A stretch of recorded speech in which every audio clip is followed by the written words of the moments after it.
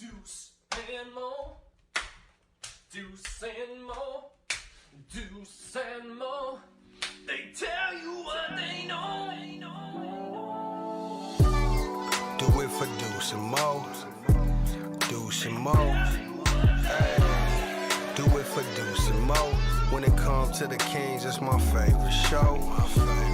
Do it for Deuce and Mo, Deuce and Mo. Hey, do it for Deuce and Mo.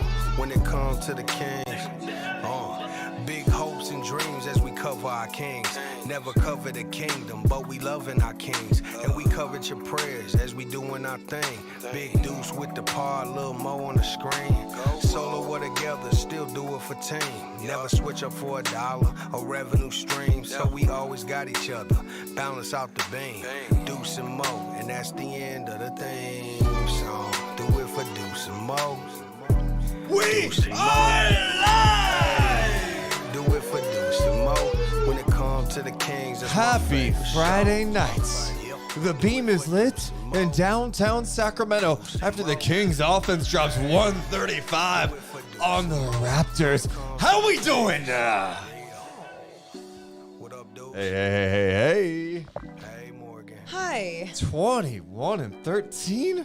How do you think I'm doing tonight? Wow. Let's go, Kings. Really good. Let's go, Kings. Deuce and Mo. I know what you're saying. Daddy Deuce, loosen up the tie. It's a Friday night. Relax. You got it. No one's calling you that, bud.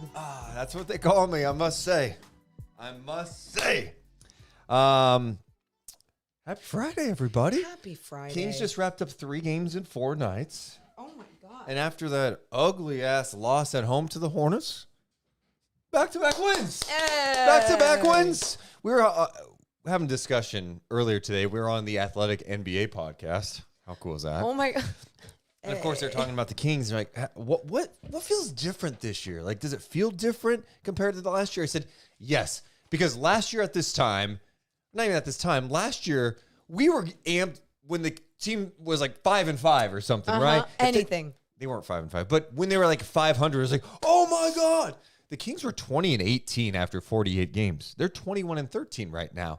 It feels different because there's nothing as sweet as a come up. And that's why I have said, since last year, enjoy it. Because it's going to feel different. Yeah, there are expectations for sure. This team's had some bumps in the road along the way. But here we are, 34 games in. They're 21-13. You take it. You improve. Let's keep it moving. Let's go. Yeah. Yeah. It was good to see the Kings offense flowing a little bit tonight. Yeah. We saw last year's Kings defense a little bit in the second half, but hey. How's it going? It is probably one of the better times that I feel. Yeah, it's good. Why? I don't know. I was just, I don't know. I don't know. What am I even saying? Oh, here we what? go. I'm ready to buckle up. What's going on? No, nothing. I'm good. What? I know. I want to know. Everybody wants to know what you're doing. What? I don't know. I think Are I'm you feeling things? Yeah, no, like it's funny because that win, I'm mad at myself that I don't feel 2 things. There's one other thing that happened at the game tonight. I don't need to talk about it. I can. Is it a bad thing? What? It's not great. It was just like Hold on. 1 sec. Hold on.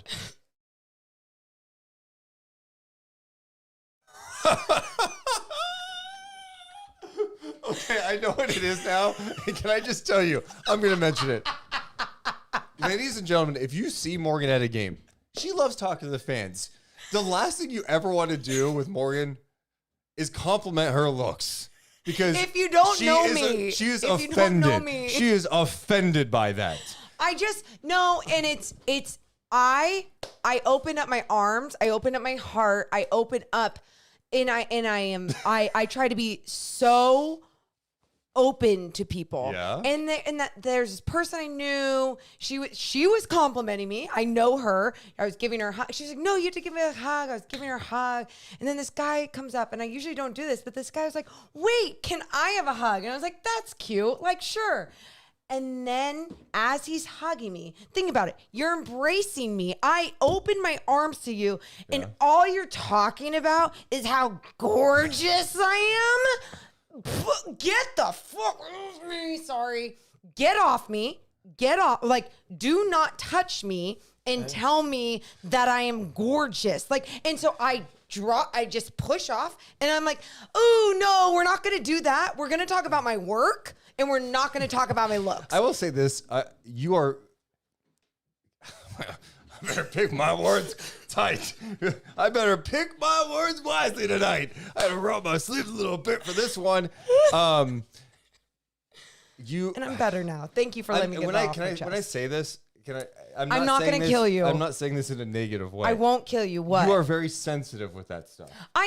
You know why I am? Because no one's coming up to your ass and giving you a hug and telling you how gorgeous you are. You'd be surprised. And you know what I would do? Please tell me. It's already been tough enough sometimes to push through and just show like, hey, we're here, we're equal, we're doing our shit, we're doing our thing. And that's what I love about being up there with Chelsea Gray too, because like there is no difference between me and her to me and Matt Barnes. Like it just always feels like it's just hoopers talking about, I mean, of course I'm talking with NBA and WNBA champions, but it's just hoopers talking basketball. Like it's just, I hear you know, and for me, this is going somewhere bad. The amount of people. Daddy Deuce, look at you. Look at you in that nice suit. Daddy. Oh, look at those cakes. Look at those cakes. No, and there's a difference too. Because I've had men that I don't know. They'll compliment my work and they'll be like, you know, something nice. Like, and on top of all that, oh, like your outfits are so great or something. And it's just like, it's genuine.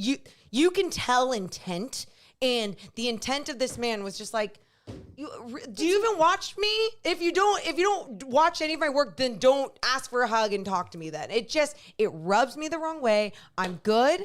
I'm great. And then what rubbed me the wrong way was the Kings losing that lead. And then I'm on the post-game show and I'm like, I'm not that happy. You know what's good? They never actually officially lost the lead. That's true. They got cut to 2. I'm sorry. They lost the big lead or whatever. And it's almost like, what? You're almost accepting... No. You're accepting something I've said the audience now says all the time after Kings wins. Oh, all the time. You don't accept in victory what you wouldn't accept in defeat. And had the Kings lost, what would we be talking about tonight?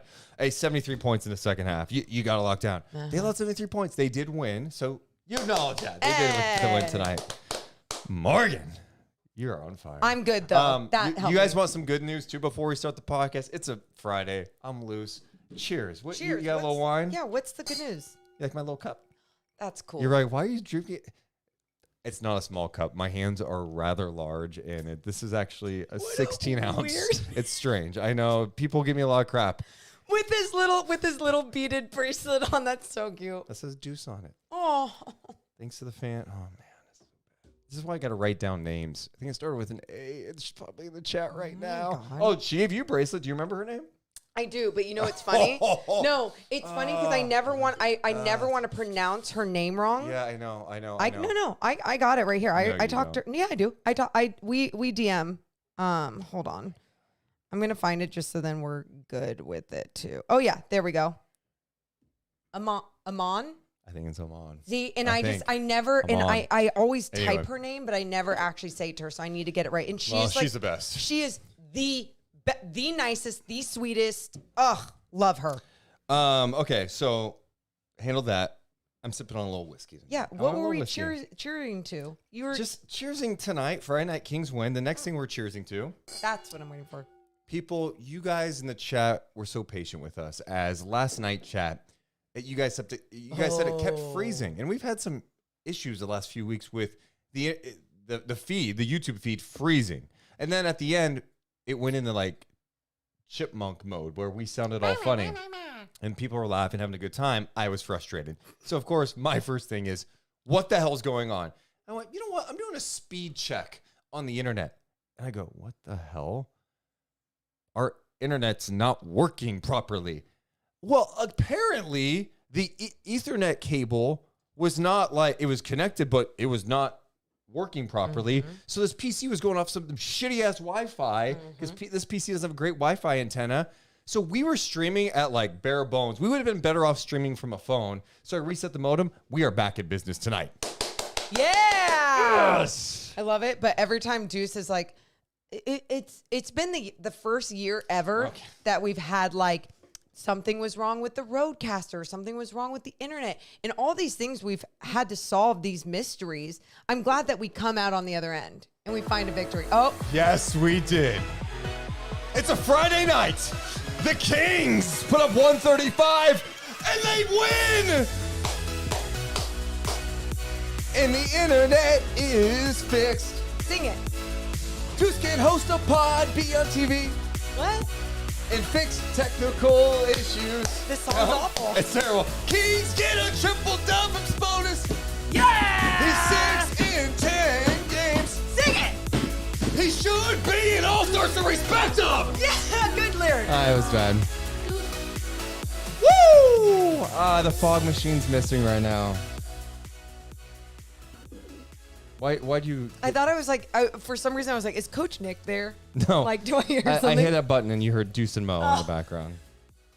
Oh, it's so good. Fog machine's missing. Paralyzed dog. Probably fog. Not good for it. I don't know. Joseph Thomas in the chat says consistent streams.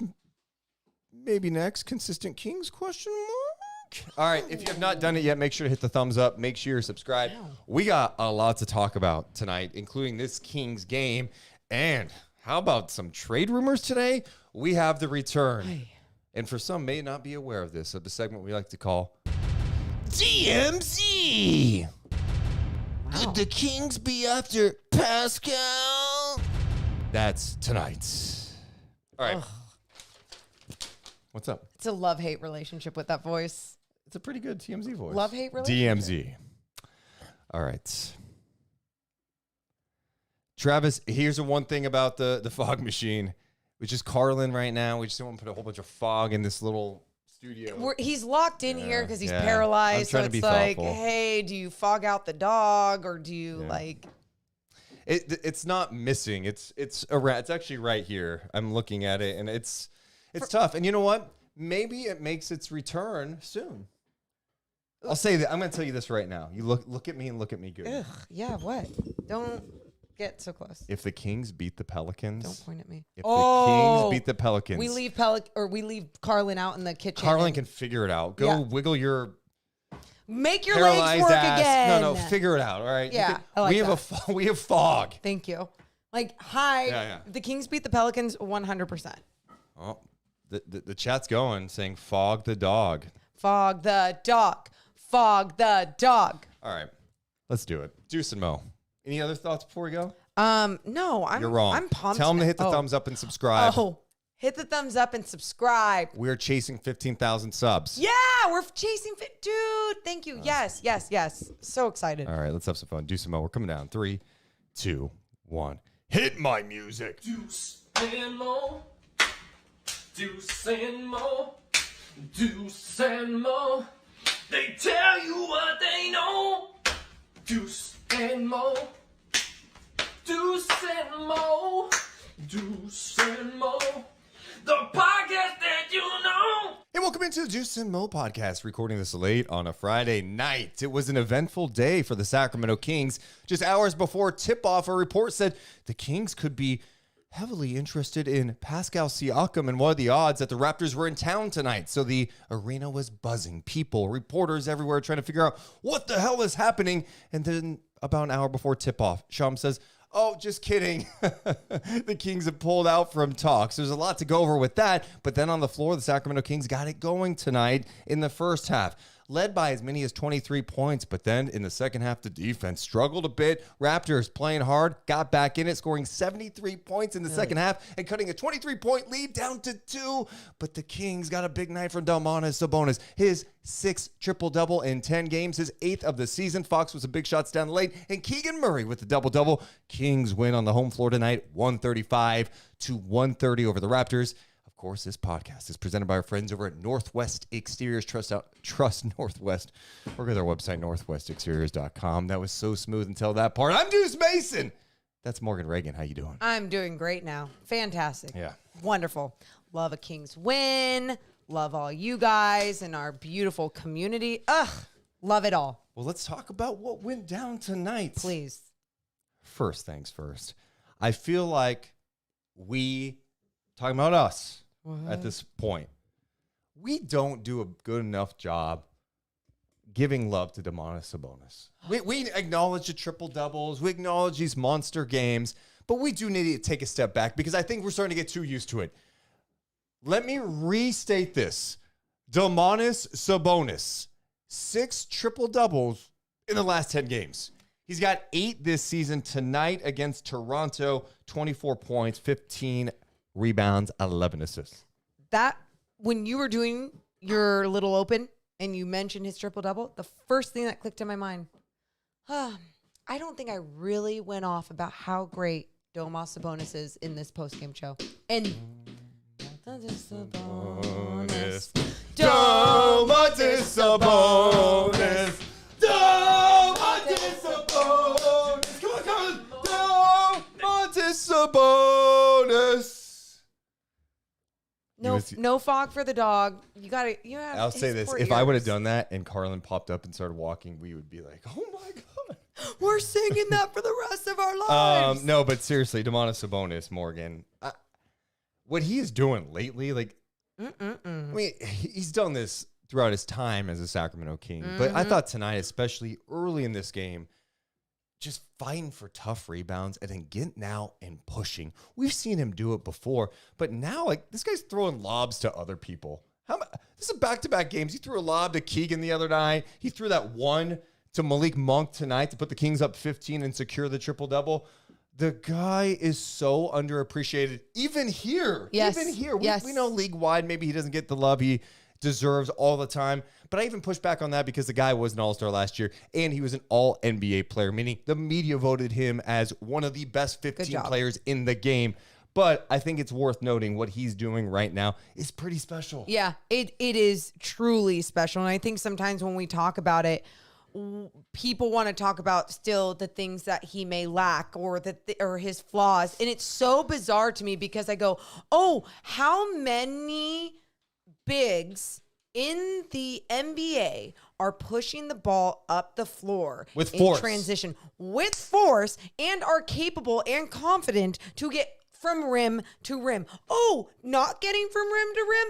That's fine. I'll just make a big play because my teammates are running the floor in their lanes with me. It's incredible how he makes the decisions that he does, whether it is a lob to someone in transition, whether it's a beautiful bounce pass in transition, taking the ball, pushing it up the floor with the push dribble. You just don't see that often, but then the stats that come along with it, absolutely incredible. He had that, what was it, in that loss the other night, the 23-19 game, or maybe it was even, I think it was in the loss. Whatever game it was, the 23-19. Right, 11 turnovers, And the 11 turnovers. I remember, but the reason why I even bring that up, because I go, you look at his stat line, and it's hilarious that there's numbers like that sometimes that we're like, that's not good enough for him. And then there's games like this that lead to a dub, and he's putting up the numbers, cutting down the turnovers, making his teammates better, and it's just like, wow, he is special. Still, too many turnovers for him tonight. He knows it. The last 3 games have been an issue with the turnovers. He had 6 tonight, but he's doing so many good things out there. And I thought just competing defensively, I've noticed the last couple of games, man, I feel like he's getting amped. He was getting amped last game when he was switched on to Banchero, and tonight being switched out into some of those long, rangy forwards that the Raptors have, switch out into Siakam, and he was like into it. And he held his own. Yep. That's the one thing that I really appreciate about his game is just how hard he plays. Like, he may get beat sometimes defensively if he's in a like vulnerable spot, but this guy is constantly moving and playing hard on both ends, and he's playing fantastic basketball. It's good to see him be aggressive. You know, I think there were times throughout his Sacramento tenure where, like, man, you need to look for yours more. You need to get buckets more. To see him taking 16 shots tonight and scoring over 20 again, this is a theme. This is a theme right now for Domantas Sabonis. Yeah, and it's, I mean, what a great theme, right? And especially something where you called him this when you were on NBC Sports a couple weeks ago.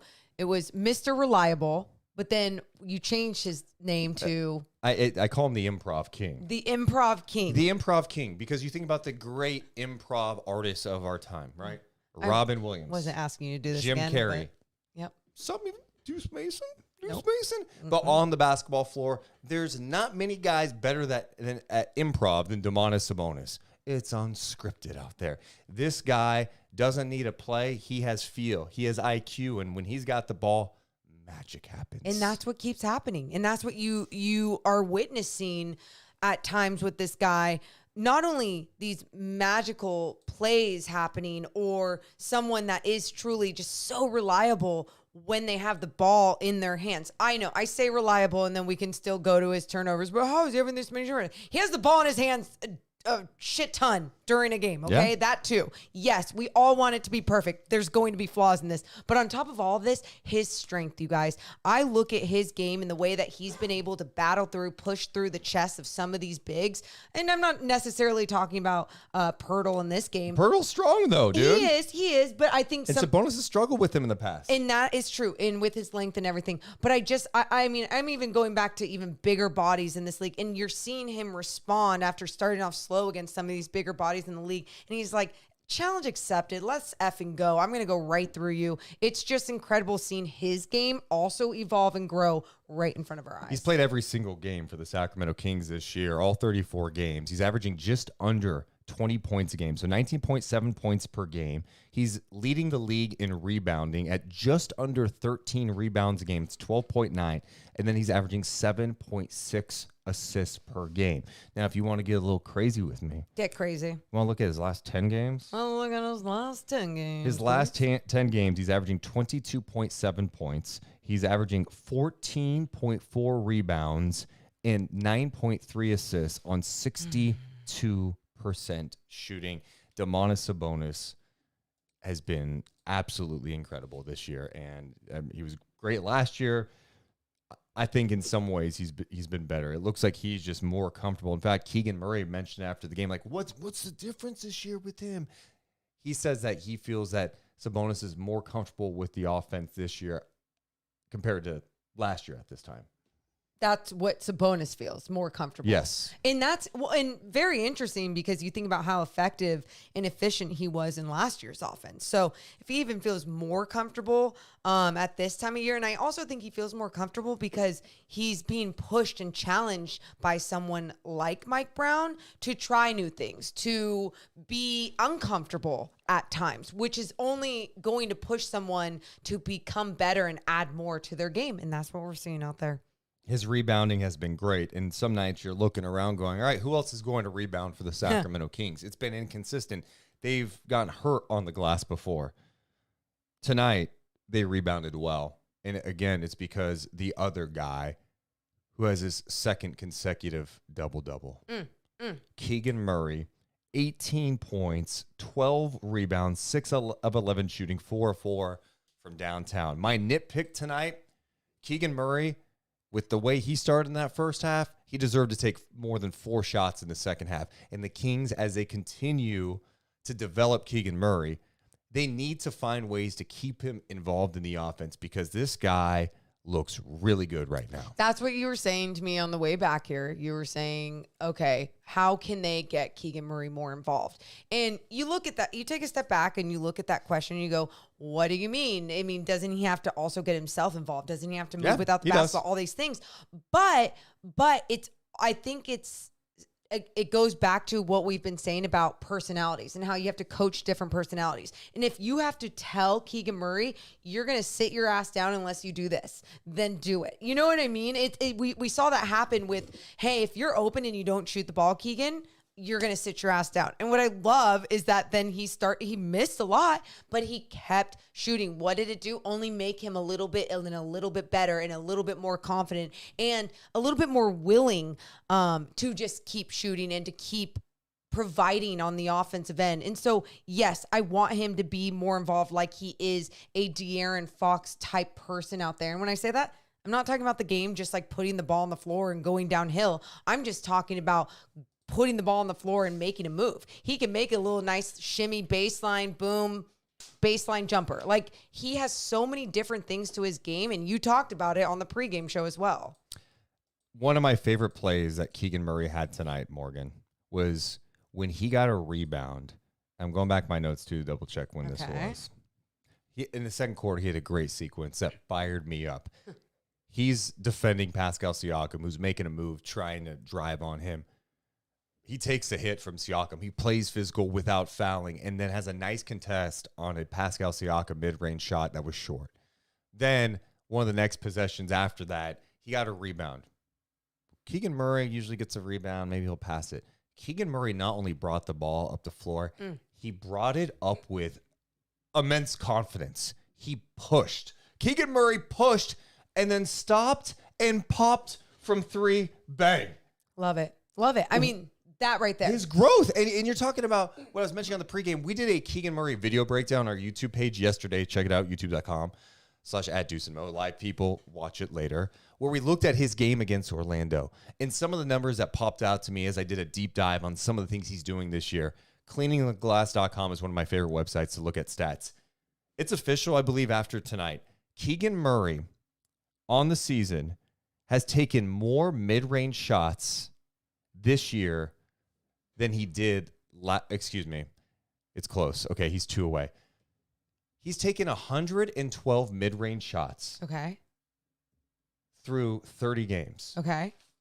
And I'm messing this up so bad right now. No, you're fine. No, I You're had fine. it. Well, now I got to bring up my Patreon because I throw all these numbers out, and I had this down so bad. So well earlier. Hold on. Become Okay, a okay. Patreon member, Yeah. and you can see all these numbers. Okay, here we go. Sorry.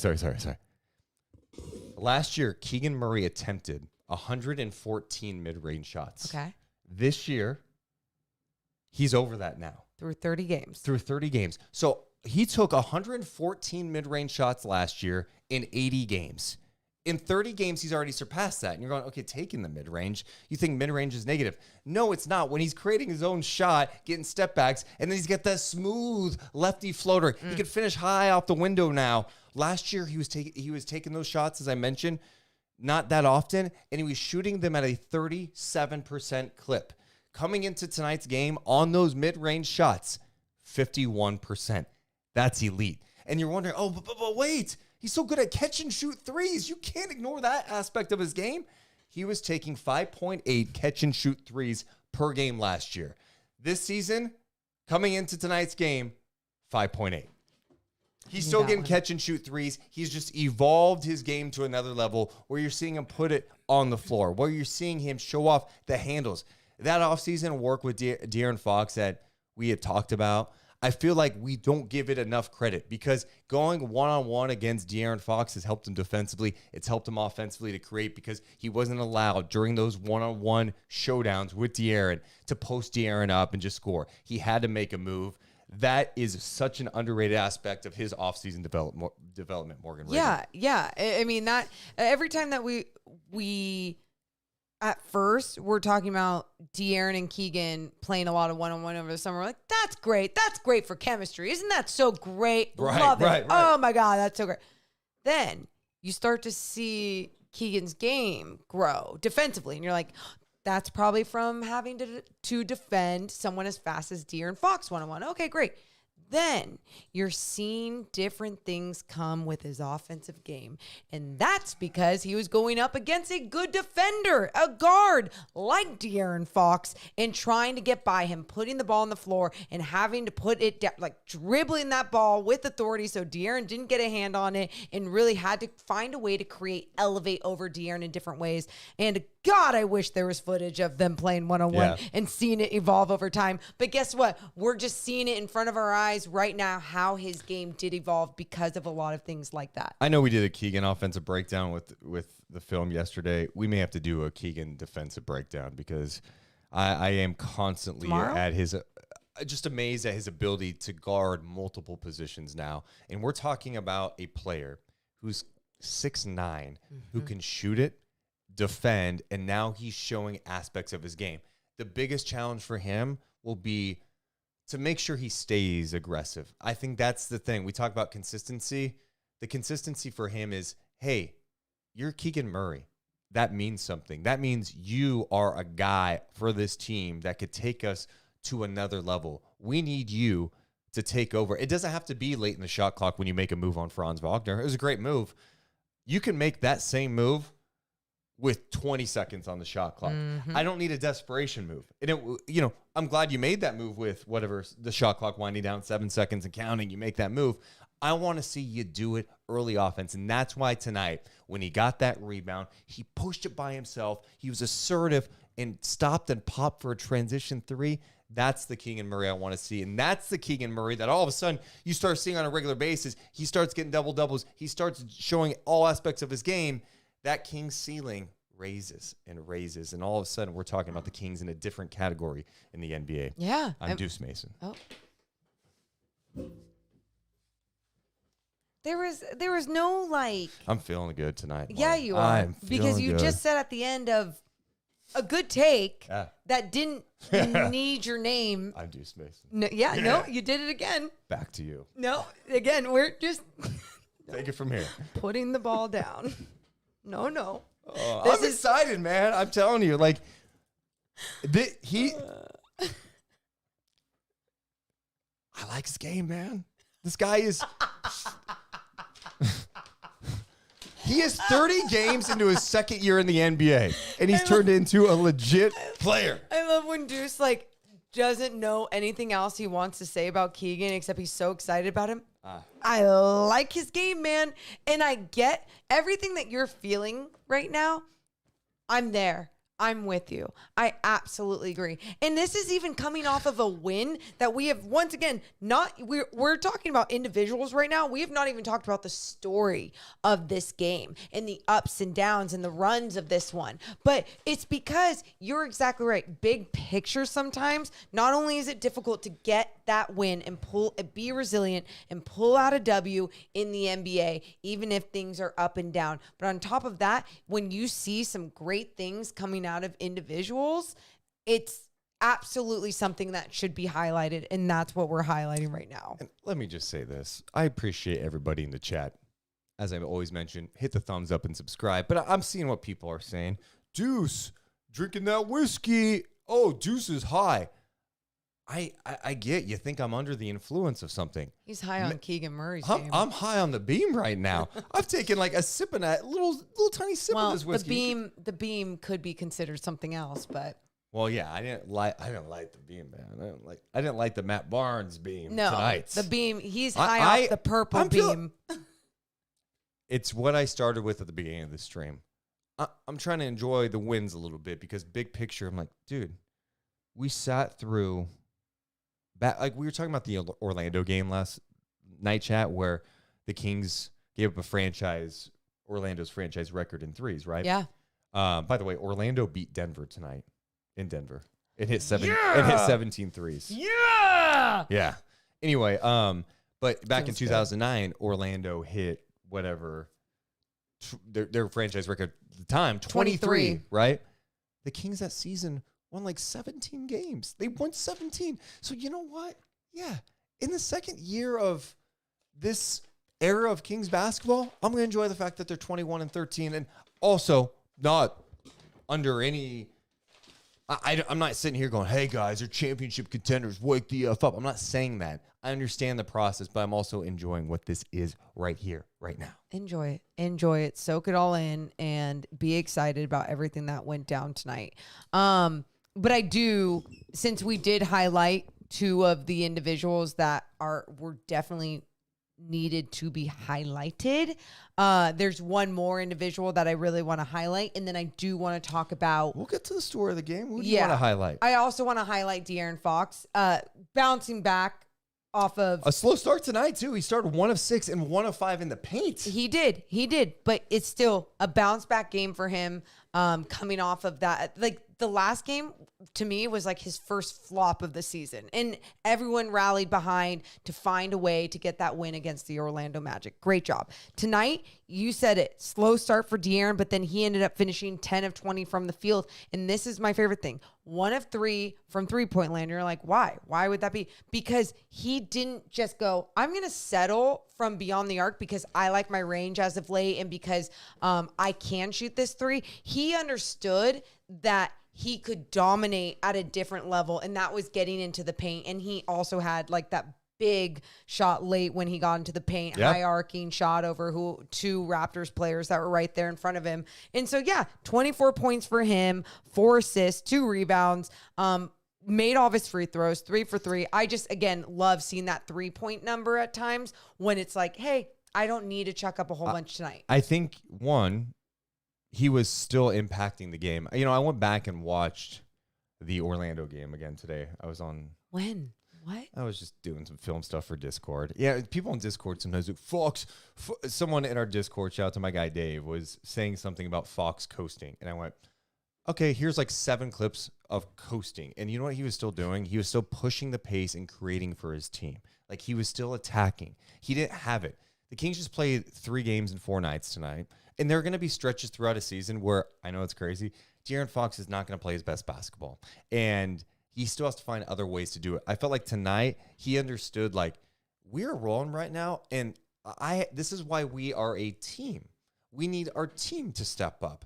I may not have a lot right now. Can you lift me? Harrison Barnes, hit some threes for me tonight. Lift me, right? Chris Duarte, come impact the game. Lift me tonight. Keegan, lift me. Malik, Sabonis. That's why you are a team. And De'Aaron still had 24 points tonight. He had 10 in the third quarter, and I thought he did a good job understanding, like, you know what? I am gonna attack a little bit. I'm gonna get in the mid-range and do my thing. He did a great job of that tonight. Yeah. It still wasn't one of his best games. He wasn't like, oh my God, dominant. But again, we're nitpicking. The guy had 24 points in this game. That's it. No, and that's exactly it. And that's, again. Oh, and I'm getting amped up thinking about it now. What? You talk about some of the plays. Oh, here goes Deuce and his Excel sheet notes. Proceed. Fox played some great defense on Emmanuel quickly and forced a turnover. That's one of my notes. How about when he got the technical, right? Oh, yeah. He got the technical. That's bullshit. And it was because he was posting up quickly. I didn't know they were dancing. It was back like it was an 8th grade dance, okay? Bad joke. Forget I said it. Quickly was grabbing De'Aaron's hip, pulled his hip, and then De'Aaron made a move, and they called De'Aaron for it. Okay, whatever. You missed a call. De'Aaron got all fired up, got a technical. We move on.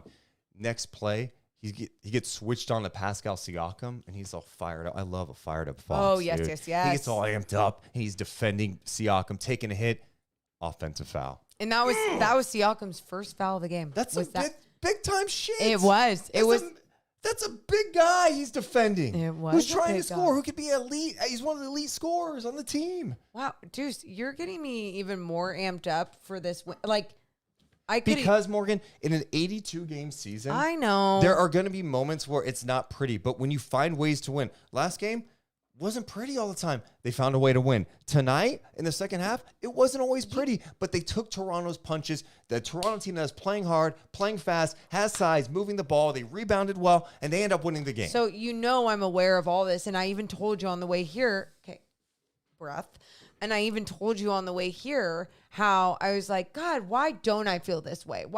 And like, sometimes it's Morgan's memory and nothing, not enough. Yeah, exactly. It's not a very good memory. Too many concussions throughout my basketball career.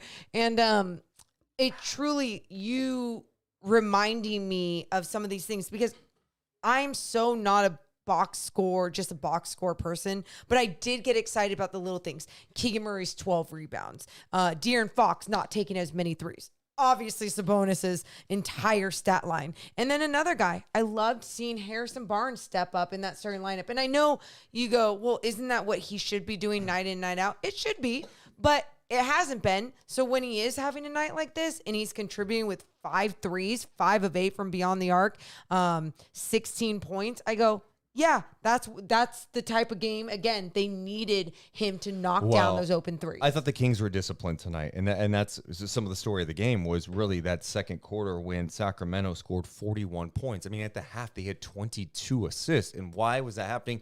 Yeah, you're knocking down shots, but it was the way they were doing it. They were attacking. Yes. When the Kings are attacking, playing fast, playing with force, it opens up everything, and I felt like they were making the extra pass. The ball had some energy tonight, and guys were knocking down shots. On top of that, though, Chelsea Gray made this point in the postgame. She goes, look at the hustle plays. Look at the offensive rebounds that these Kings players are getting. They finished with 11 offensive rebounds. And how many second chance points, Morgan Reagan? 26 second chance That's points. Big time stuff against a long team. And that's it, because what it led to was Sabonis or Keegan diving in there, trying to knock the ball out, get that offensive rebound. And it led to guys being ready to just spot up and shoot. They were like, all right, let me catch and shoot this. Catch and shoot. And ready to shoot that three. they were shooting it with confidence. Like, they weren't surprised that they were getting the ball. It just seemed like it became more of the game plan. And as things went on, it was like, okay, this is going to keep happening. I mean, you look up and down tonight, the Kings had 7 players in double figures. We mentioned Barnes with 16, Keegan 18 and 12, Sabonis 24, 15, and 11 assists. Chris Duarte got the start, played 16 minutes, had 10 points on 4 of 6 shooting. De'Aaron Fox, 24 points, 10 of 20. You had Malik Monk, of course, have an impact. Didn't knock down the shot efficiently tonight, but still had 15 points, 9 assists. Trey Lyles went down with an injury early fourth quarter, about the 9-ish minute mark. He finished with 12 points and had a stretch where he's just knocking down threes left and right. Speaking of that, very interesting play. He was kind of backpedaling and just rolled his ankle.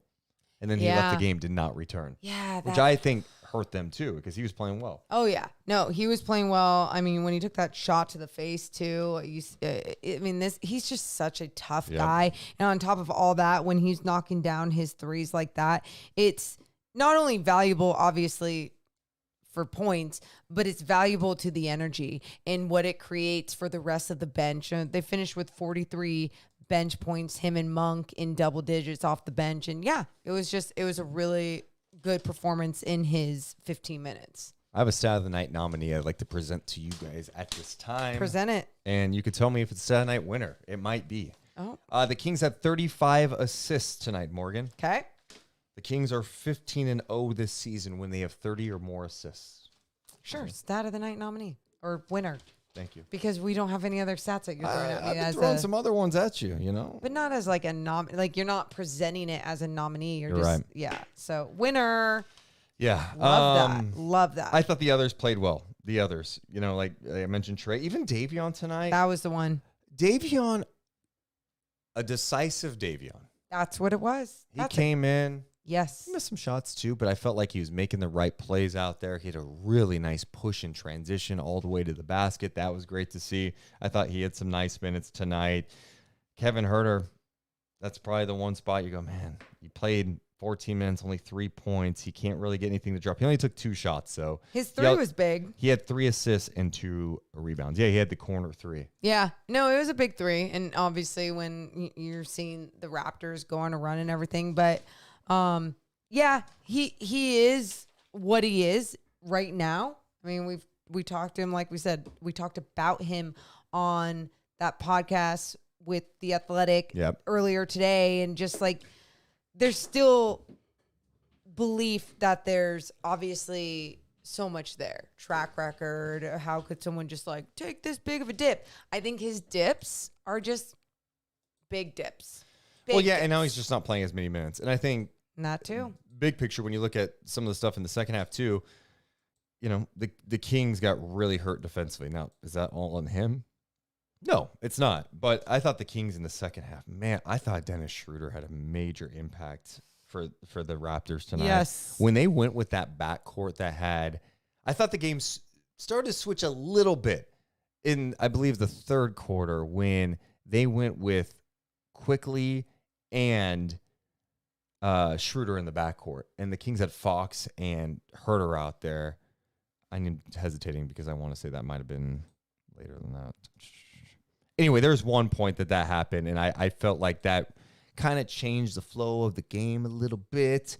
So that was a little disappointing because the Raptors end up closing on a 20-6 run in the final 6:29 of the third quarter. Kings led 98-75 at the 6:42 mark, and by the end of the third, it was 107-97.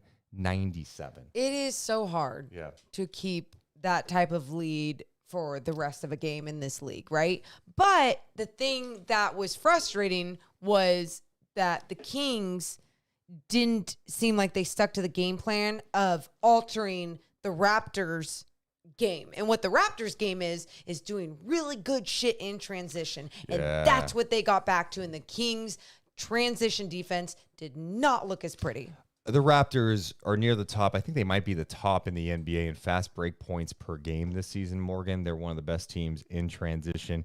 In the first half of this game, the Kings, I felt like, did a pretty good job with fast break points. The Raptors got it going a little bit in the second quarter, but they had 10. But they finished tonight with 18. So they absolutely got some good stuff in transition. But the other thing they were really good at, I thought, in the second half is I feel like they kind of picked the Kings defense apart. They were getting to their stuff really quick, and they were being decisive with the ball. When the Kings were throwing some doubles, maybe at Siakam or Scotty Barnes, those players were doing a fantastic job at getting the ball out and not letting the double teams disrupt them. And of course, when you're being decisive on those double teams and making smart decisions, you're putting the defense in a really tough spot to recover. And I thought the Raptors did a fantastic job at moving the ball. I kind of like their team with this group. I know they lost tonight and they had a rough start, but I mean, the length with Scotty Barnes, who the hell knows what they're going to do with Siakam? But Scotty's clearly gotten better. I mean, you look at their lineup tonight, they had 31 assists. Siakam had 9 assists. He had 9 assists tonight. Yeah. Scotty Barnes had 6. Quickly had 8. Those guys did a great job. A great job. No, and I mean, you look at the length of Scotty Barnes and Pascal Siakam, and that alone, just that modern day body type that any NBA team would want. And you have 2 of those guys that can do it on both ends of the floor. And then quickly, what a great addition he's been. And even Barrett. I mean, you know, I think the last 2 games he's had about 14 or double digits. And, yeah, the new additions are helpful to them, and you look at their future even without Pascal Siakam or what they can get for Pascal Siakam, and you go, okay, they're going in the right direction. But something else that you were mentioning with the way that they were making those quick decisions and really getting the defense to have to think quick. And sometimes the defense wasn't shifting quickly enough, and which started leading back to more fouls because they were the Raptors were 11 for 11 at the free throw line in the first quarter. Don't get me started on that, by the way. There's very few teams that are near the bottom, like the King. Well, that's a stupid statement. The Raptors are one of the worst free throw shooting teams in the NBA. They're 29th. They're right down there with Sacramento. Sacramento's 30th. The Raptors go 23 of 27 for the free throw line. They missed 4 free throws. Let me finish. Sorry.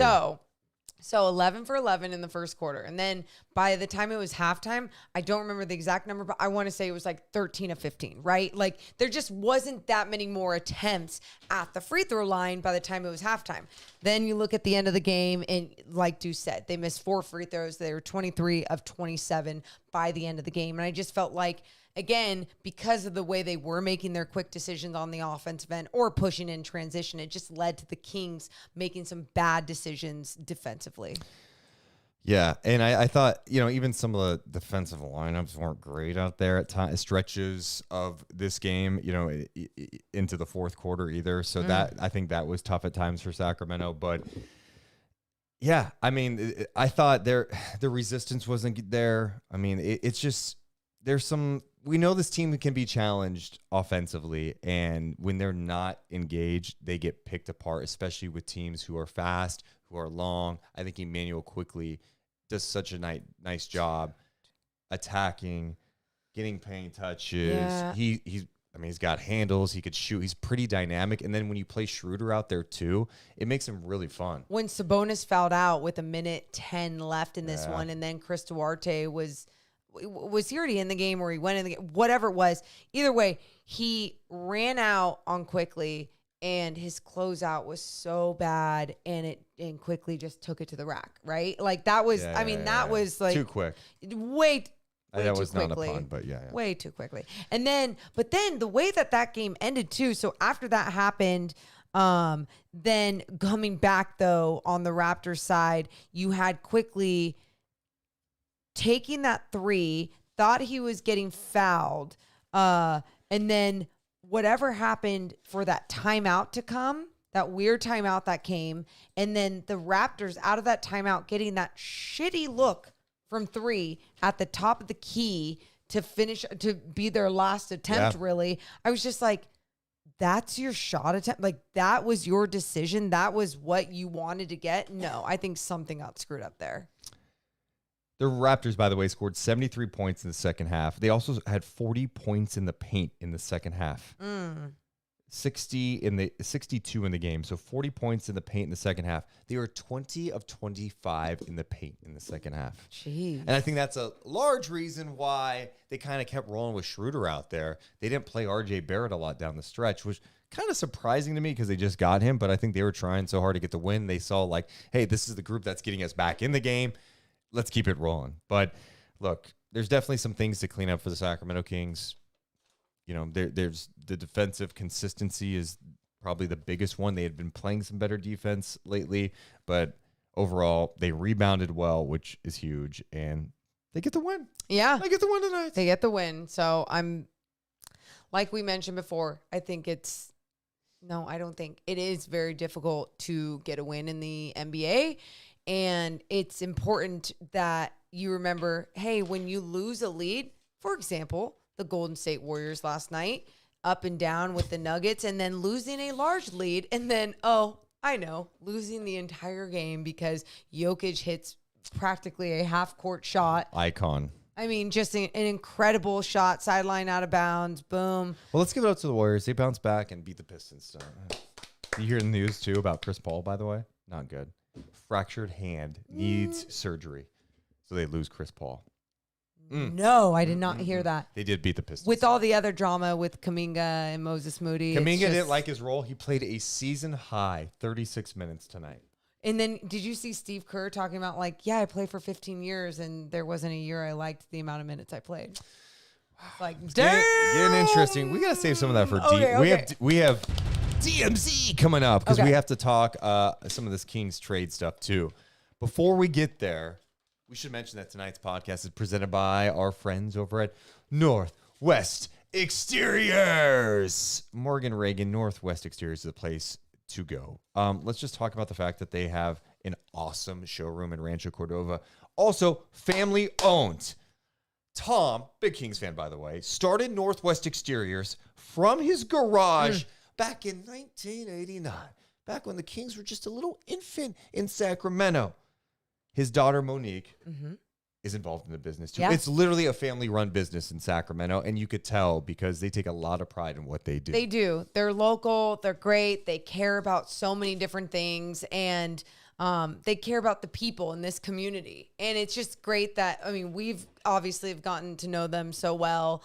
And this house right here, this podcast room, oh, yeah. It has noise-canceling windows, so thank you, Northwest Exterior. And how about this deal right now? If you upgrade your window system with energy savings sales event that's going on right now, you purchase new energy-efficient windows. Yeah. Northwest Exteriors will pay your energy bill. Receive up to a $1,000 credit toward your energy bill. That goes such a long way. Check them out. We love them. You will love them, too, because they are simply the best. Simply the best. Trust Northwest. Oh, your singing gets better and better. Morgan Reagan. The fans have voted.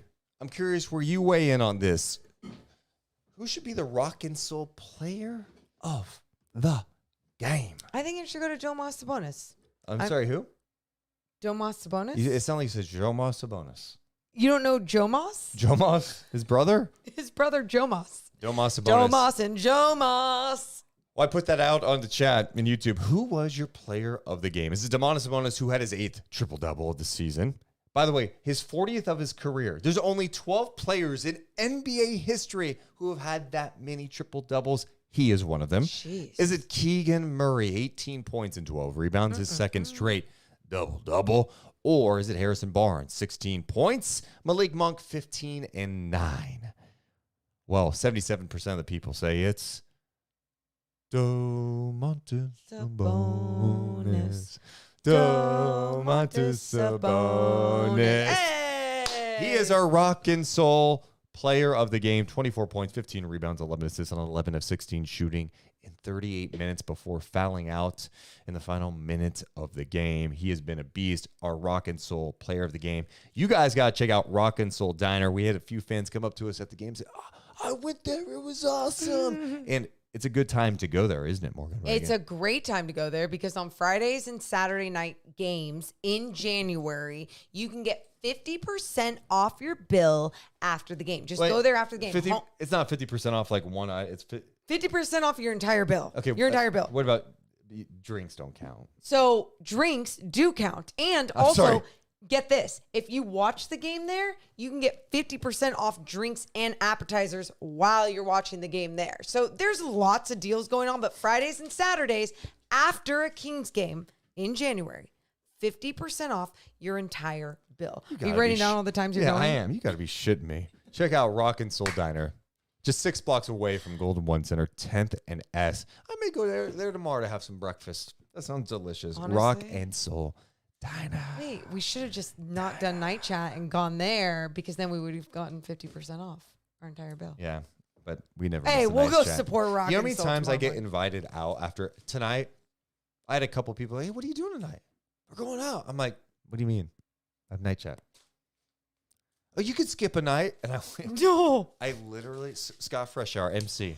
Oh my gosh, like, fresh. You could skip a podcast. You know what I did? Slapped him in the face. Good. Security came. It was a big deal. It was before the game. You guys missed it. But Good. It was not, and I hope you we'll knocked him see. out. Yeah. Hopefully he learned his lesson. He should never say It something was against- Will Smith, Chris Rock like. Oh my God. Yeah. I don't like that. Okay, let's get to our Sharif Jewelers moment of the game. Sharif Jewelers, you know what they're about. Another local gem, a family-owned business. You know the crown, the defensive the defensive player of the game crown that Yep. Chris Duarte won tonight. Yep. They made that crown. Yes, they did. Sharif Jewelers, and of course, they can customize anything you want, but you can get watches, you can get an engagement ring, and they've got a member of the family at each and every one of their locations, official jeweler of the Sacramento On Kings. top of all that, really quick too, just to let you know, it doesn't matter what you have, a watch, a ring, earrings, whatever, necklace, something needs to be fixed. They can repair anything. I didn't know that was like a thing. I always thought you had to bring like jewelry back to where like you got it from years ago. No, you go straight to Sharif Jewelers and then you'll never go anywhere else. Check them out. So what's our Sharif Jewelers moment of the game? Chat, you could help us. I have a nomination. Okay. I am nominating there's 2. I have 2 nominations I'm going to present at this time. The Keegan Murray rebound, stop and pop, pull up 3. Okay. Bang. And then the Domantas Sabonis alley-oop to Malik Monk for the jam. It was an awesome play, but it was also Sabonis securing the triple-double. That one.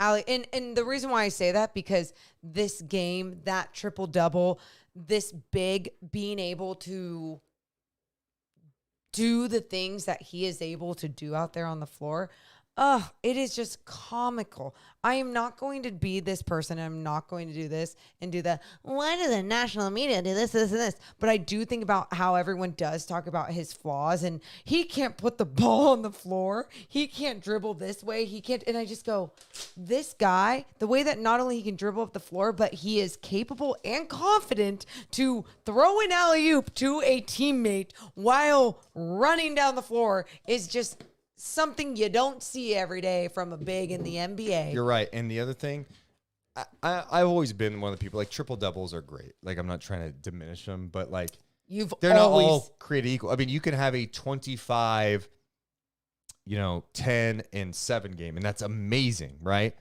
A triple double is 10, 10, and 10. That's what game is better, right? But Sabonis is doing it he's having triple doubles with like 20 plus points and 20 plus rebounds. This is domination. This is incredible stuff from Domantas Sabonis. So it's been a lot of fun to watch him play. Morgan, I do have a stat of the night nominee that I want to throw out there. That might be better than my 30 plus assist night one. This is from Joe Smith in our YouTube chat. The Kings are 21-13. Okay. Their best start since 2005. Oh, really? I was like waiting for there. No, to be... you know what happened? You got distracted by Carlin, so you weren't fully listening. I was just seeing. I thought maybe his legs were working. He moved. That was it. Oh my, he moved. Let's rewind. Okay. Morgan, I've got a stat of the night nominee for you. It might be Okay. better than the stat I had, right? The Kings 15-0 when they have 30 plus assists in a game. No way. Joe Smith in our YouTube chat.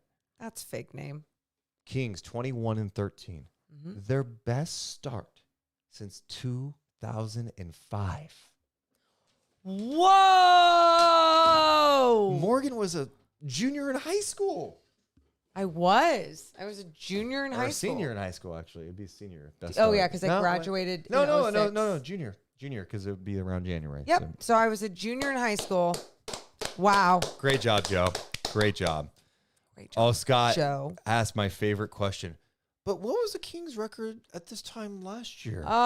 After 34 games, what was the Kings' record? What was it? So glad you asked, and let's get to it right now as I go over the basketball reference. As he pads. After 34 games last year, the Kings were 19 and 15. And what are they right now? 21 and 13. Is that right? Is that right math? Yeah, I think that's right. yeah. So 21 and 13. The Cool. Kings are 8 games above 500. The Kings were not 8 games above 500 last season until, I believe it was until January 20th after they won 6 in a row. Okay, So, now. look. Hey, they're ahead of schedule, kids. Be excited about that. Yeah. And next up, a showdown with the Pelicans. Don't get me started. Well, So- we should save that for the end because we're- I think we got to get to DMZ, but I think we should go ahead and then get to DMZ. we'll get to Well, people really want to hear the trade stuff, but yes, well, that's fine. We can get that. Kings and Pelicans Yeah. coming up on Sunday. It's a 3 p.m. start time, 3 p.m. Pacific time start time. So note that on a Sunday. Malik Monk was asked tonight by G-Man about Sunday's matchup with the Pelicans. Mm-hmm. He said, G-Man, I don't want to jinx it, but we owe them one. Ooh. Oh, good question, G-Man, and good job, Malik. And I will say this, Zion did go off the court limping tonight. He did not return in that Clippers game. They lost 111-95, I believe. So obviously we don't know the status of Zion, but I said this to Chelsea on the postgame show, and I said, I want him to play. I want him to play. Thank you. I was going to say the Play. same thing. I want to see this at full strength because I thought the last time the Kings played the Pelicans, it was a little better, but they lost, right? And it was really disappointing. That was in the in-season tournament, right? I believe. Yeah. When they lost. Yeah. It hasn't been good against the Pelicans. And that you're right. They lost tonight 111-95. The Pelicans are 21 and 15 now after the loss in LA tonight. I'm double checking to make sure that record's right. I know, because it always messes up on. They're 21 and 15. Yeah. But they've won 6 of their last 10 games. So look, we know the issues, right? They're long. They have guys that play physical. Yeah. And the Kings have not been able to deal with Zion. BI's been a problem. But the one thing I'm going to caution you on is how often was Keegan Murray healthy during that stretch? Remember, he was banged up during those games. He was. And in fact, let's double check it, because this is why we have our memory jar. And I put, by the way, Sharif Jewelers memory was put in there. I know. It was Sabonis triple-double. We saw that. But what I will say, I don't feel like in these games that they would have won just because they had Keegan Murray. But if you're telling me that Keegan Murray makes a difference against a team that has Brandon Ingram, though. And sure. And the length that's out there. And Keegan Murray this year, I'm just going through real fast, New Orleans. He played in the in-season tournament game. He played 31 minutes in that game. But the ones in New Orleans, I don't think he played. I think he got hurt in one of them. Yeah, he in the first matchup, I believe he played 16 minutes, and then he was out for that stretch of games. I think Trey Lyles might have missed the first one, or maybe that's when he came back. I don't know. I mean, even that alone, it's like, sure, Trey Lyles was fresh back on the court as well. So, yeah, different team. This is a good test for Sacramento because I want to see, like, hey, this team has gotten the best of you. And How are you going to respond? Are you why I going to play want Zion. physical? Are you going to play Yep. disciplined basketball? Are you going to push the pace? This Pelicans team is beatable. The Kings can beat the Pelicans, but they haven't done it yet, and it hasn't been pretty. I think they need this game mentally. I mean, that it's when you look at the Warriors and the Pelicans, it's like, oh, they have the Kings number. Like they know what they need to do to get that dub over the Kings. And I think we're far enough into the season to see the growth from this Kings team, but also it's still so inconsistent that I just can't sit here and tell you, I expect them to play like they did against the Grizzlies Sure. that one night. It's like I'm not there, but I'm also like, look, you saw what Malik Monk said when asked about the Pelicans. They owe them one. Their mindset, it's a different type of mindset going into this game, and that's good, but make sure that's energy is being channeled in the right direction. Yeah, and then it's the final game before they hit the road. It's a 5-game road trip coming up after the Pelicans where they take on the Pistons, the Hornets again, and that's a back-to-back. Then they play the Sixers on a Friday night. Then they play the Bucks, and then they play the Suns. So both games against the Hornets, though, here in January are going to be the second night of a back-to-back. Oh, no. Hornets were the first. Yeah. Yep. Okay. So Pistons, Hornets, Sixers, Bucks, Suns are the road. That's the road trip. And after you get back home from the road trip, get ready, guys. Oh. January 18th. Deuce Mason, playoff Deuce is here for that game. Kings, Pacers, Fox, Halliburton, head to head. 18th. I shouldn't say that because Halliburton's not defending Fox. I know, that's so dumb. Why are you winking? It was just me being petty. I know. You're I so love dumb. Tyrese, but that's so it'd be really good to get that stretch. Yeah. Get the game against the Before. Pelicans, just mentally and before the road trip. Agreed. We'll definitely do a things to watch before that for YouTube coming up. All right, Morgan, are you ready for a little I'm ready. segment we have not done this year? The return of DMC. This is where we go over NBA rumors because it's that time. The NBA trade deadline's coming, and that means rumors left and right. It started with Jake Fisher saying, could the Kings be moving Herter, Barnes, and Mitchell? Well, that's the buzz that the Kings would be interested in moving those players. They do not want to move Keegan Murray, and quite frankly, won't move Keegan Murray according to reports. Cool.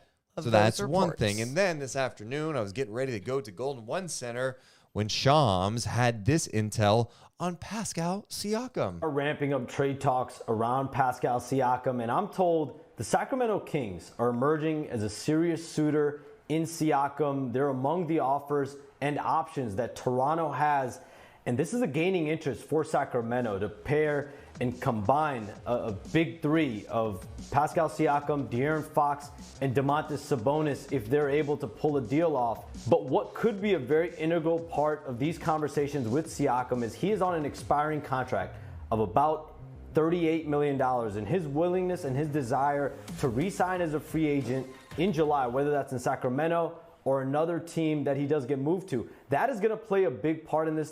That could play a major role in this. For if that team that's trying to get him is going to want to check into whether he will re-sign as a free agent, and if not, that could also dissuade some teams. So there's Shams with that report. So the arena was buzzing. The reporters all looking around. What's happening? People, fans, looking at the fact that Masai Ujiri, Bobby Webster, the front office of the Raptors were in town tonight. What is happening? So that was posted in the afternoon, but by 6:10, there was an update from Shams, who reported the Sacramento Kings are deciding to pull out of the Pascal Siakam talks. Things can be fluid, but Kings-Raptors talks are now over. That's the very latest. I think we all expect the Kings to be active around the trade deadline. And this time of year, the rumors come out left and right. And you're left with going, what do you believe? Where is this coming from? We do this every year. Every year. There's a lot of agendas this time of year. Who's leaking this stuff? Is it agents? Is an agent giving it to Shams? My other thing, Shams is a grinder. He puts a lot of stuff out there. Shams is more willing to put out like rumors that may not mean, he may put talks out, where Woj is more like he's reporting when it's a little more advanced. Shams is like, I'm putting it out there. I'm doing some stuff with FanDuel TV that can get in stadium, that could get some good traction. I wish people would understand this reference that I want to go with, but you think about, like, for example, if anyone watched the Real Housewives of Salt Lake City season finale, when Heather Gay was trying to prove that Monica was this bad blogger, okay, this undercover Instagram blogger that has been putting out a whole bunch of shit about them. She waited until she got all this information from people that she had on the inside that was the person. And then she confronted Monica, where like Shams would be the type that would hear one rumor, like, I think it's Monica. And then he'd be like, Monica, did you do this? Without all of his facts. But like, it ended up being true. And I'm sure there's truth to what he puts out. And thank you for anyone that actually understands that reference. But truly, 7 people who listen to the podcast. that's fine. And those 7 people, you. please let us know. Please let us know. Thank you. But that's truly what I do feel like Shams does. And I don't think that's a problem because I think it's kind of fun. I love a little bit of tea. But at the same time, like, if you are out there taking on this information, take it on like, hey, it's just a little rumor. It's just a little tea. Let's talk about where this is at, though, in terms of the Kings' interest in Siakam. It obviously makes some sense. You see how he plays. He's a player that, when he's going, can score at all 3 levels. Not as efficient from 3 as maybe you would like. He's been doing it better as of late, but he's got size. I think he can play with physicality. He is long, rangy, can defend a few positions too. He's a pretty talented player. The challenge is he's in the final year of his contract. Yep. He makes $38 million. So if you're trading for him, what are you giving up?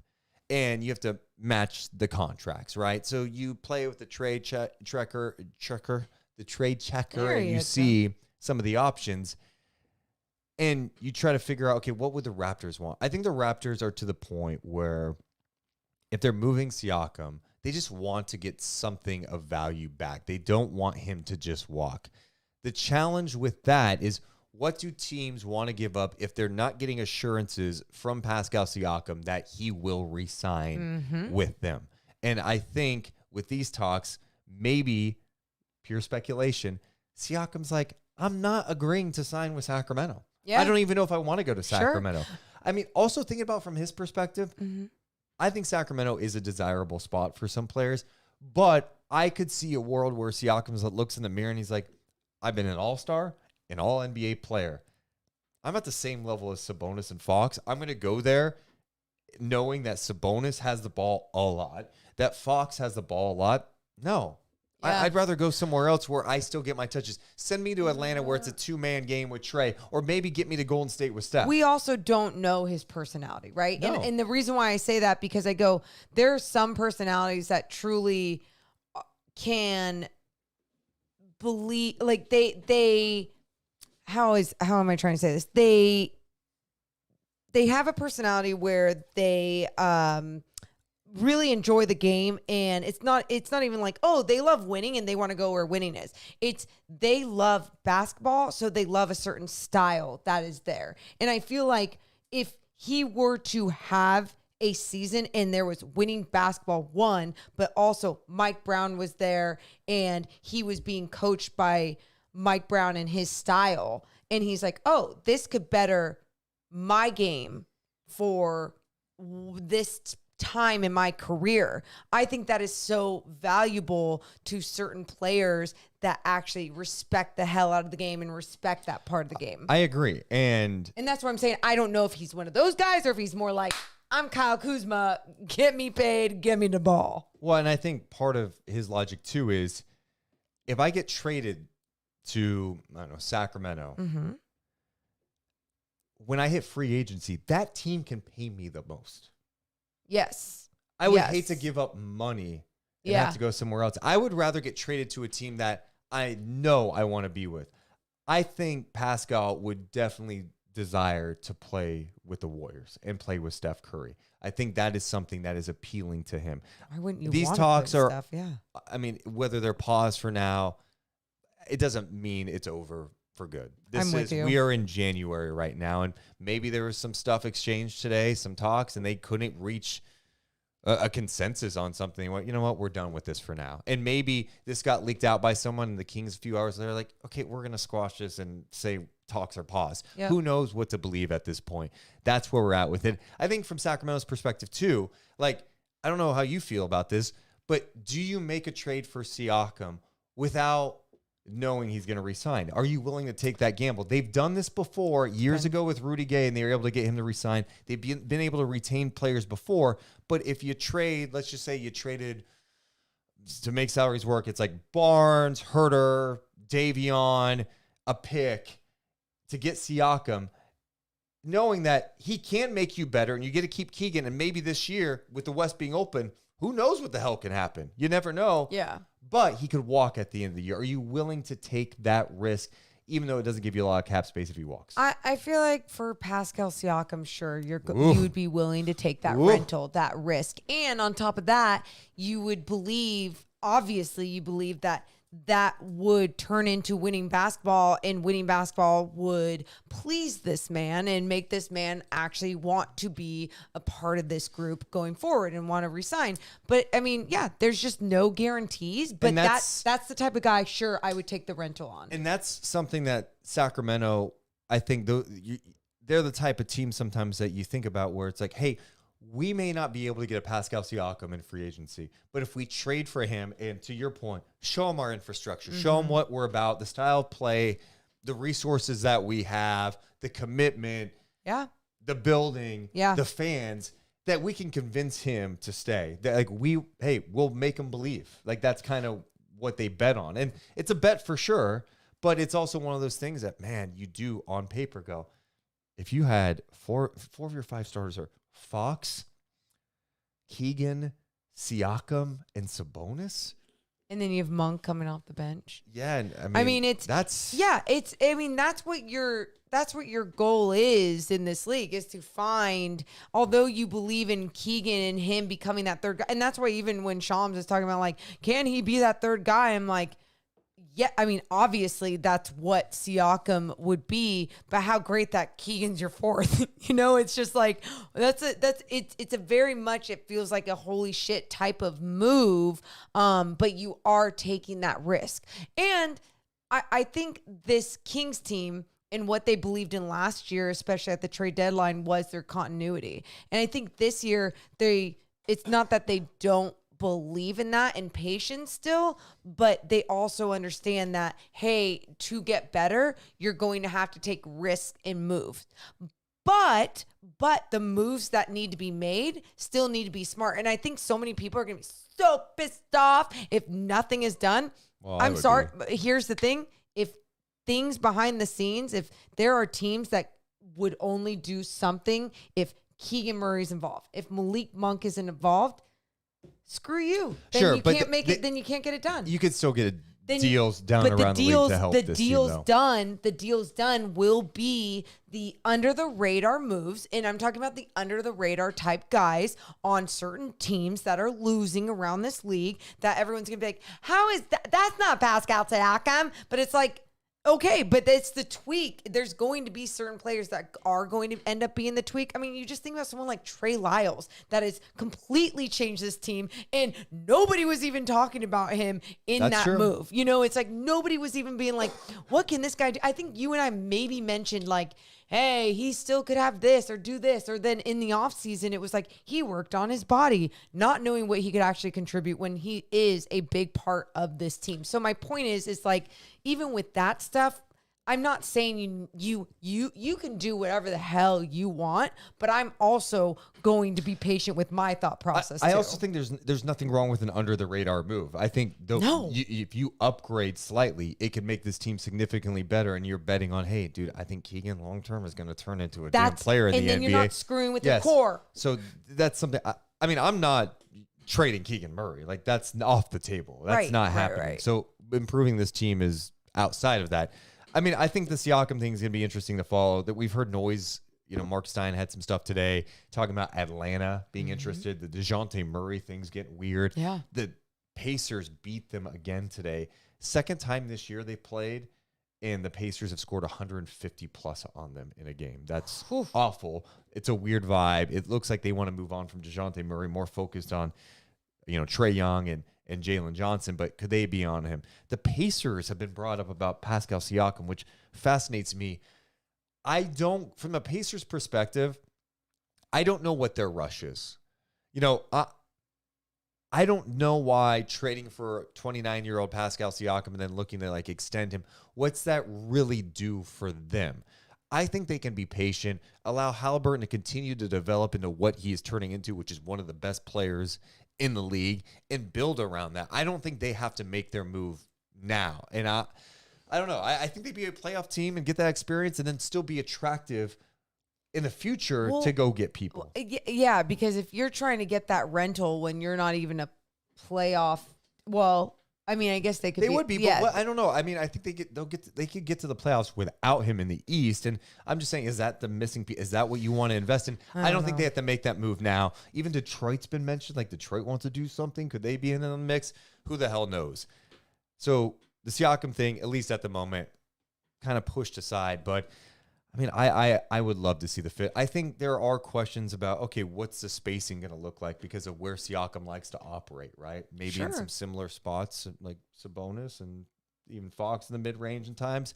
But I also think he has the ability to do different things out there, and you can use him differently. I mean, it just gives you another guy that can go out and get a bucket as well. That's it. That's it. Not only he can get to the line. He can do things on both ends of the floor. And that is not only what Mike Brown would want to add in his rotation, that is what anyone around this league would want to add. It's mostly just knowing that he is a rental unless you can convince him to re-sign. And the other name to watch that I think there's a lot of smoke around this name too is Kyle Kuzma for a few reasons. Yeah. One, the Kings and Monty McNair literally thought they had a deal done with him when he was with the Lakers. Remember what happened instead? Russell Westbrook got traded to the Lakers, and that squashed the Kings deal with the LA Lakers. It would have gotten Montrezl Harrell at the time.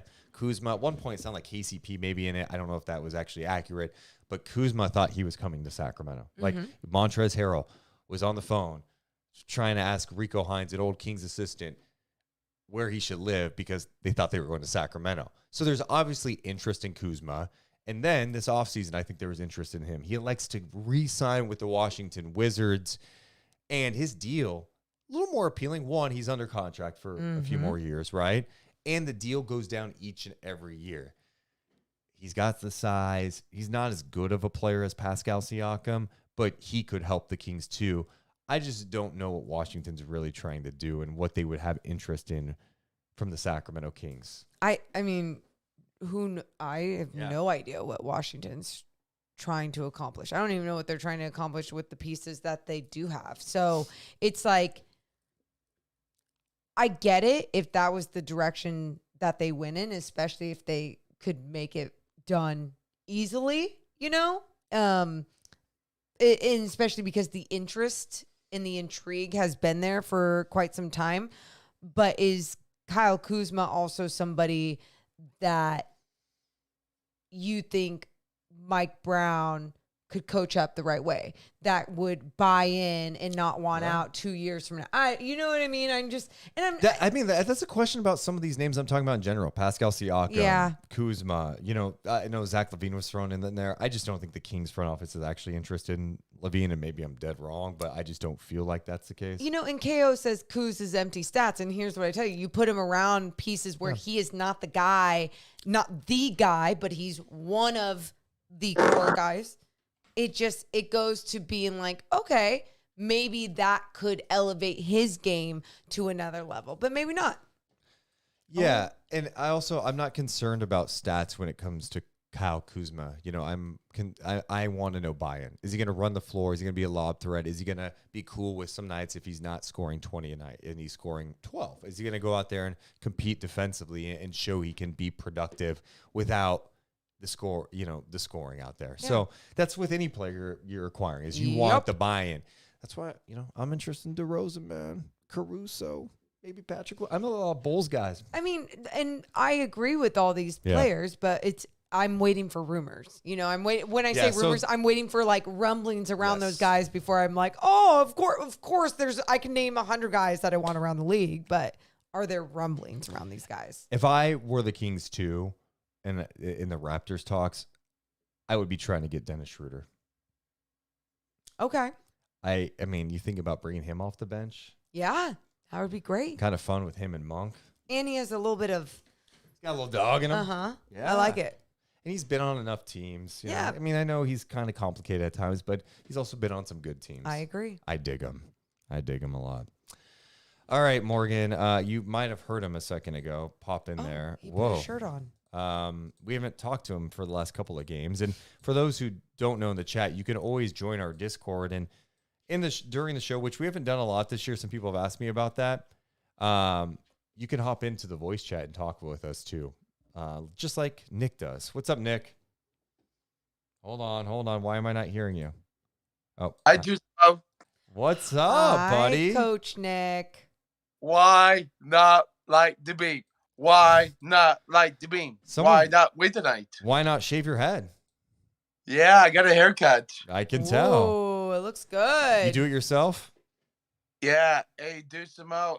Hey, Morgan. I got to watch the game tonight, and I got to see them win tonight. So why not win?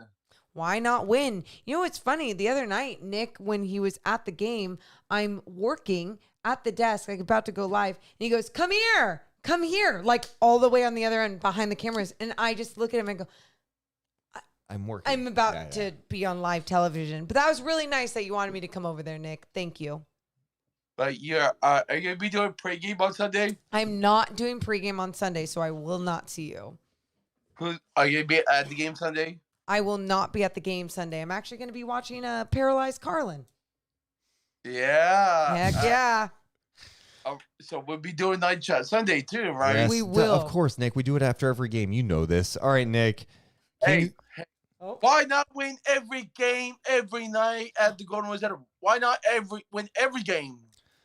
It's a great question. I think it's something you got to ask the team. Like, why not? Well, if you did talk to the team tonight, they won the game. What's your message to them before Sunday's game? What do you tell the Kings players?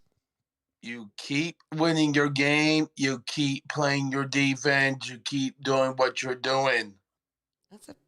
Short, straight to the point. I like it. Thanks, Nick. Yeah, just keep winning your games. And also today, I got to see guess who I got to see at the game today? I got to see the Start the Kings mascot there today. Dunkson. He's got a name, and it's Dunkson. Yeah, he was there today. Yeah. He was. I saw him. He did so good.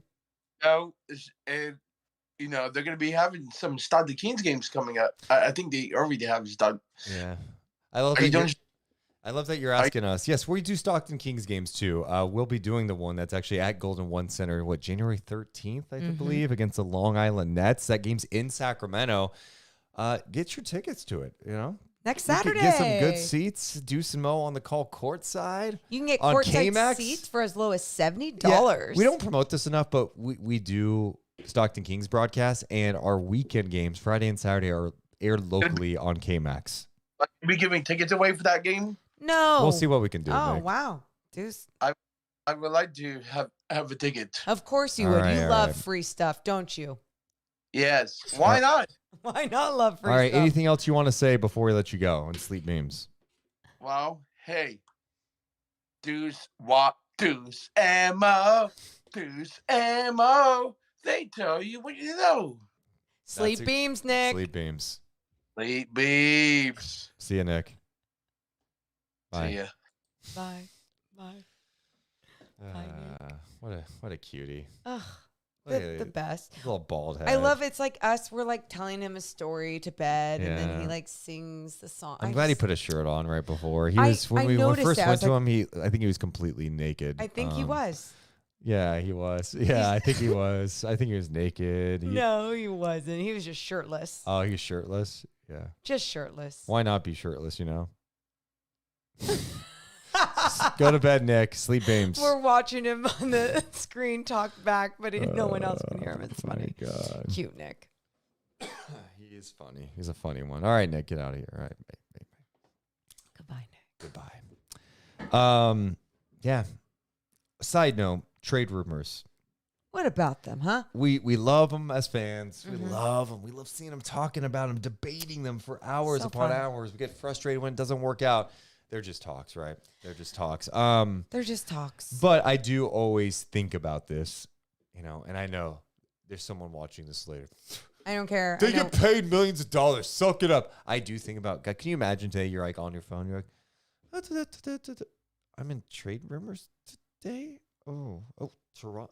And then you're thinking about going to the Raptors or wherever. And that's the one thing about pro sports is always fascinating to me is like at any point you can just get moved. If someone to a city that you don't know, it could be That's one what of I'm 29 saying. cities. It could be anywhere. It could be a bad situation, good situation. You really, for the most part, don't have much of a say. No, you don't. And on top of all of that, it's like you can say it's part of the job. It's all the things. I get that, but I truly think about like if I was told that I have to go in and do a television broadcast and I have to do my best, but hey, during that broadcast or going into that broadcast, I could get traded to another team to have to go do a different broadcast, just to a whole different city, to do what I love, and to get paid to do what I love. I get that. But you really put yourself in those shoes of being like, it's cool to have lots of money, but it's also not cool to not have a choice. And when you don't have that choice and you feel like you are not wanted and all those different things of emotions come over you, yeah, you do. You got to make sure that you're humanizing these situations. I think someone like Harrison Barnes is, when he sees his name in rumors, he's like, oh yeah, this is my life every year. Yep. And I think the vets kind of get used to it. I think the longer you're in the league, the easier it gets. I mean, remember when Tyrese got traded? And I mean, that was devastating for him at first, right? Yeah. And it took him time. I remember saying at the time, it's like, you know what?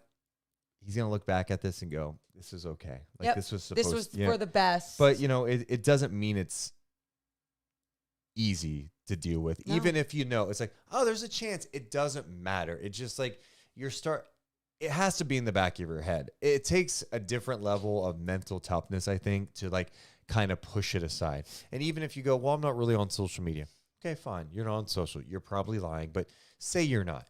Someone sending it to you, someone you have Texting 8 billion you. people, an old high school friend that has your number, or You're going to the getting Knicks? DMs. No way. Yeah, what's up, man? You should come here. It's in comments. I think it's probably harder now than ever. And so I always feel for players because you just don't know how it's going to play out. And that's kind of the shitty part about pro sports is like it, and you have to fight through it because you have to keep playing. It's just like, I'm a professional. I have to help my team win games. As long as I'm here, this is what I have to do.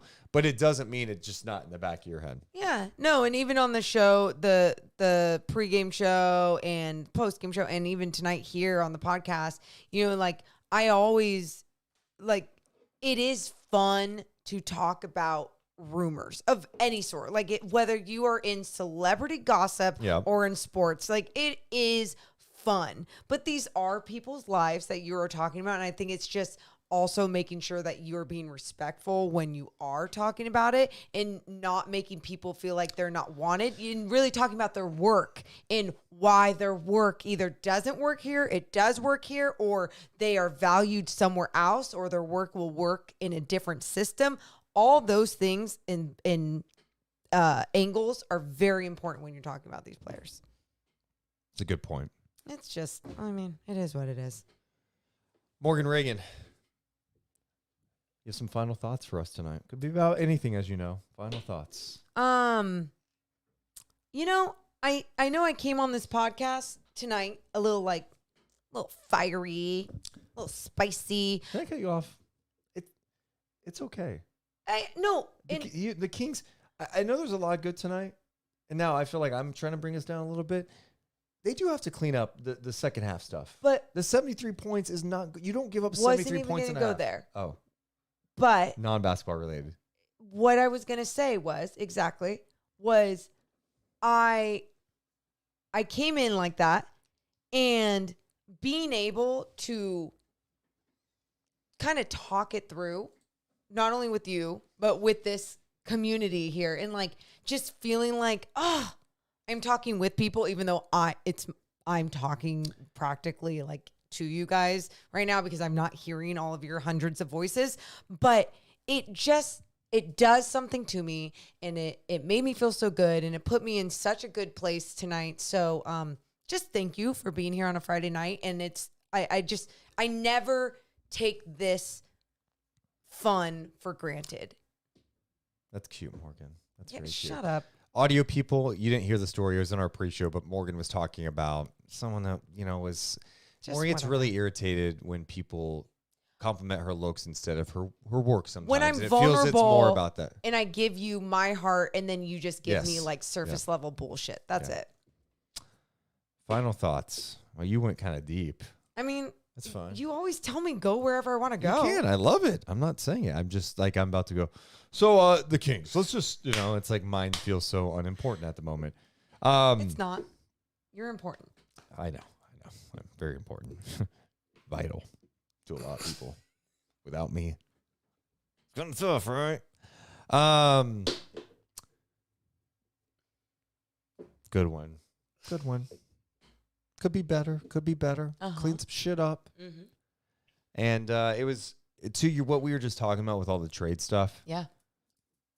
This stuff was happening hours before the game. The players were seeing it. It started with this morning and then just hours before the game. And whether some could fight through it and others it impacts, or maybe it doesn't impact anybody at all. The fact is the team saw it. And if they're seeing it, they got to go play a game hours later against a team that it sounds like both teams are talking, the Raptors and Kings. It's a little weird. It's kind of a weird night. Yeah. And they went out and they still played hard. They played well. Agreed.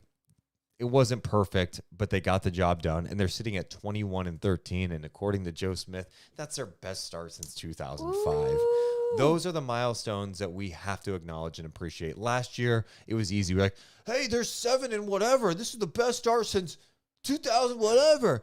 Well, now they've exceeded some expectations. They won 48 games last year. So now the milestones are getting a little different. When you see a best start since 05 when they're 21-13, yeah, soak it up a little bit. Yep. And then you get ready for Sunday at 3 p.m. when a team that has owned you this year, the Pelicans, comes to town. They beat you bad twice on their home floor. Then they came to your place in an in-season tournament game with a trip to Vegas on the line. You know what they did? They sucked the life out of Golden One Center. So what team is going to show up? Are we going to see the team that played the Hornets the other night?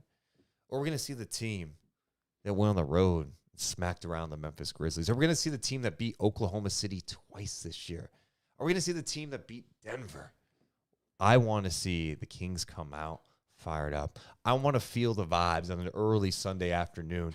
The Kings are approaching this like a different type of game. I want to feel the vibes from the fans getting amped up.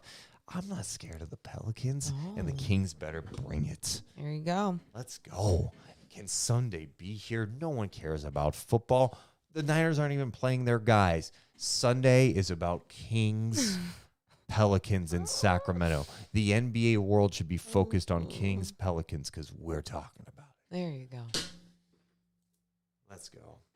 Good. That was your final thought. Oh, that was not my final thought. That was just a little No, speech at the end. That was your final thought. Final thought? I don't know if we had a... Nope. You already had your final. You could do. I do. People want a Carlin update. Is he a child that is like forcing his parents to not allow him to go to bed? He's like, wait, but I think I have to brush my teeth. Yeah. Yeah, sometimes, because I like talking to people. Carlin update real fast. I saw some people asking earlier, I swear. Carlin went to the vet yesterday. Great personality. A lot of encouraging things, right? His progress is stagnant, okay? Doesn't mean it's a bad thing. Not a good thing, not a bad thing. The doctor said, hey, if we're at this point a year from now, then we're having a different conversation. So Carlin is still not able to use those back legs. His energy's great. He's happy. He's rolling around. He's being a little more active, dragging those back legs around. That's all that matters. And he'll start rehab soon at UC Davis. We'll get him going. So, and it sounded like he peed on his own because he got excited with my brother tonight. So I hope that's the case. Hey. So I don't have to press his bladder and make him pee. The amount of dog piss and shit that's been everywhere on us, unbelievable. Yeah, more on you, but still, it's been a time. Yeah, it's been a time. But Carlin, as Jess says in the chat, He's got the dog in him. Yeah. We appreciate you guys so much for being here. Make sure to hit the thumbs up and subscribe. Also, drop comments below. Let us know how you felt about the game, how you're feeling about the Pelicans game. What do you think about Keegan Murray and Domantas Sabonis? Drop the comments below. Let's make these videos blow up and this YouTube page blow up. We love you guys, but we gots to go. You all have a wonderful rest of your night. See ya. Deuce and Mo, Deuce and Mo, Deuce and Mo. They tell you what they know. Deuce and Mo, Deuce and Mo, Deuce and Mo. The podcast that you know.